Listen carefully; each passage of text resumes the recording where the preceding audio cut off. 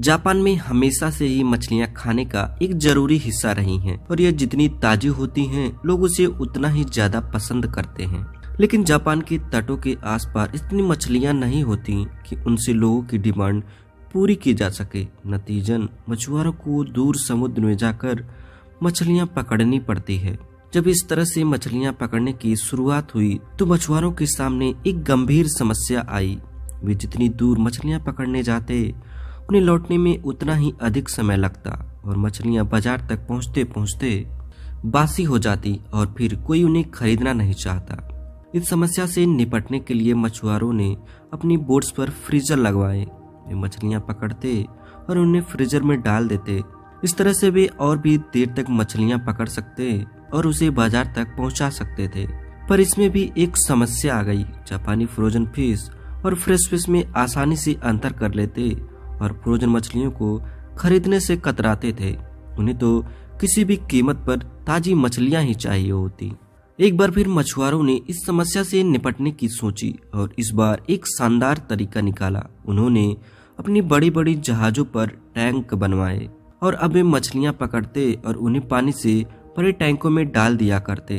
Tank में डालने के बाद कुछ देर तक तो मछलियां इधर उधर भागती, पर जगह कम होने के कारण वे जल्दी एक जगह स्थिर हो जाती और जब ये मछलियां बाजार पहुंचती तो भले ही वे सांस ले रही होती, लेकिन उनमें वो बात नहीं होती जो आजाद घूम रही ताजी मछलियों में होती थी। और जापानी चक्कर इन मछलियों में भी आसानी से अंदर कर लिया करते। तो इतना कुछ करने के बाद भी समस्या जस की तस बनी हुई थी।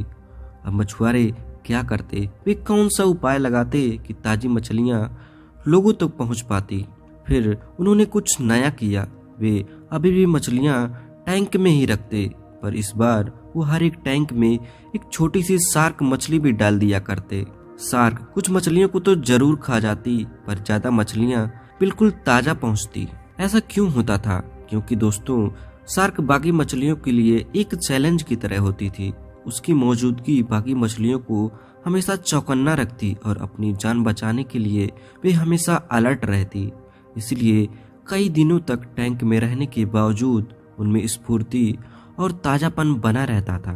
तो प्रिय मित्रों, आज बहुत से लोगों की जिंदगी टैंक में पड़ी उन मछलियों की तरह हो गई है जिन्हें जगाने के लिए कोई शार्क मौजूद नहीं है।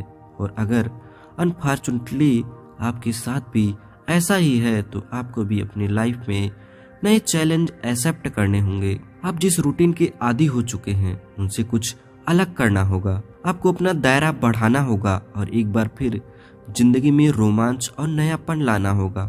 नहीं तो बासी मछलियों की तरह आपका भी मूल्य कम हो जाएगा और लोग आपसे मिलने जुलने की बजाय बचते नजर आएंगे। और दूसरी तरफ अगर आपकी लाइफ में चैलेंज है, बाधाएं हैं, तो उन्हें खोजते मत रहिए, क्योंकि कहीं ना कहीं ये आपको फ्रेश एंड लाइवली बनाए रखते हैं। इन्हें एक्सेप्ट कीजिए, इन्हें ओवरकम करिए और अपना तेजपन अपनी लाइफ में बनाए रखिए।